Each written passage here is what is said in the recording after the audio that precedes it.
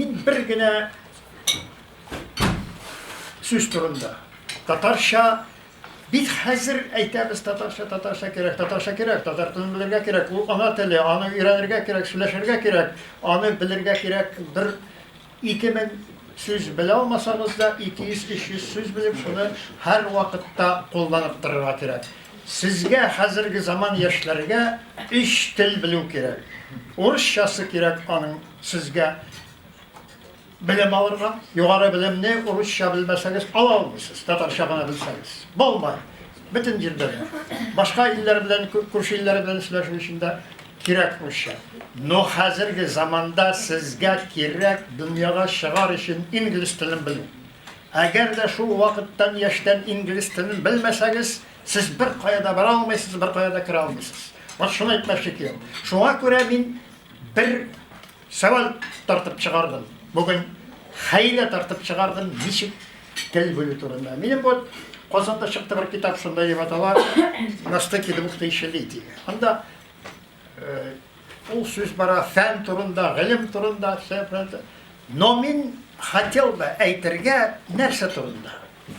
Заманында яшь чакта сезнең кебек мин шигырьләр тәрҗемә итү белән маташтым. Кайбер шигырьләрне зур гына безнең илләрне соңнанрак Габдулла Тукай, Муса Җәлил, Хасан Туфан, аннан соң Дәрдемән аларның шигырьләрен урду, хинди телләренә тәрҗемә итеп басып чыктым. Ул яшьрәк вакытта иде.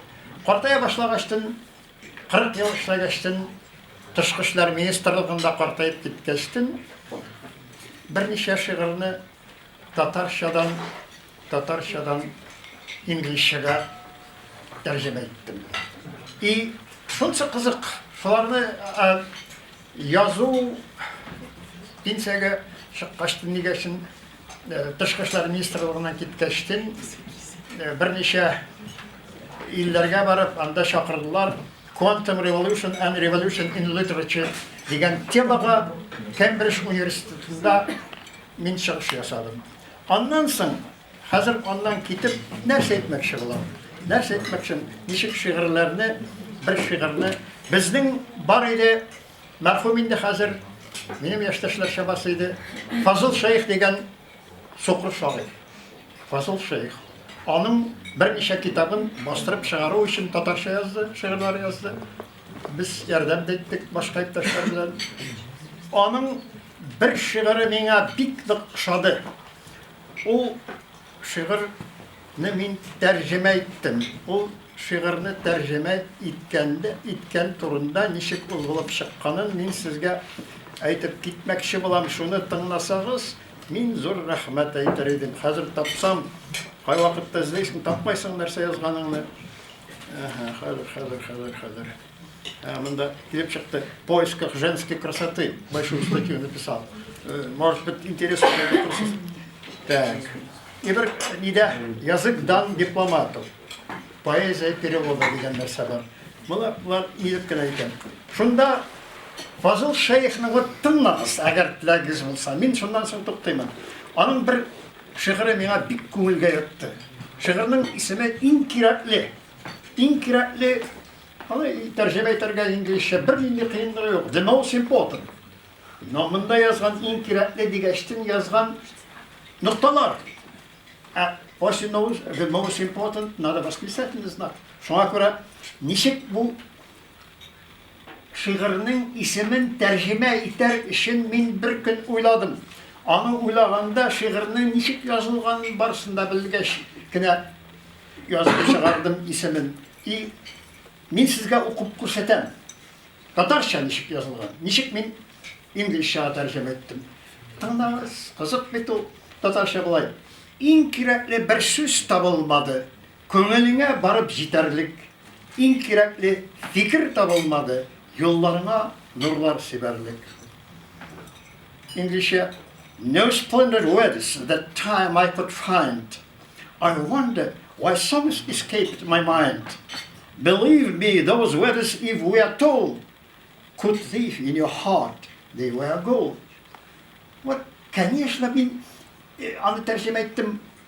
Һәр бер сүзне тегендә монда түгел. Onun мәгънәсен тәрҗемә иттем. İkincisi тыңлап карагыз. Иң кирәкле ушак ягылмады. Җылысыннан рәхәт алырлык. Иң кирәкле бер җыр җырланмады. Хәтереңә сеңеп калырлык. Чикеткә, татарча әйткән, Сокыр шагыйрь, авыл хуҗалыгын институтын бетергән, Шәймиев белән бергә укыган. Вот бу, моны булай иттем мин. Тәрҗемә иттем. I failed to expose my feelings before you. They were already past. What shall I do? No beams in your eyes. I can return. They are flown. I am deeply concerned. Такыз тәрҗемә итәргә кирәкме? Шуны тегеләр инглизчә кешеләр аңласыннар, мәгънәсен генә түгел, ул шигырь булсын. Соңгысы Рафанаталым. Иң кирәкле хисләр кабынмады. Йөрәгеңне ялкын итәрлек.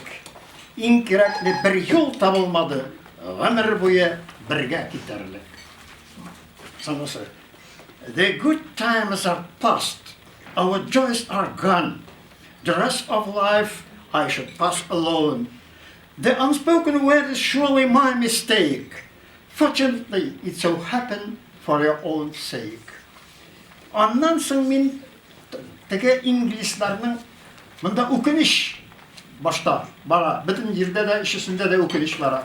Ул үкеничне ничек итәргә, ничек аны инглиз телендә сөйләшүчеләргә алып бару өчен миңа үземә тагын бер җөмлә өстәргә туры килде инглизчә.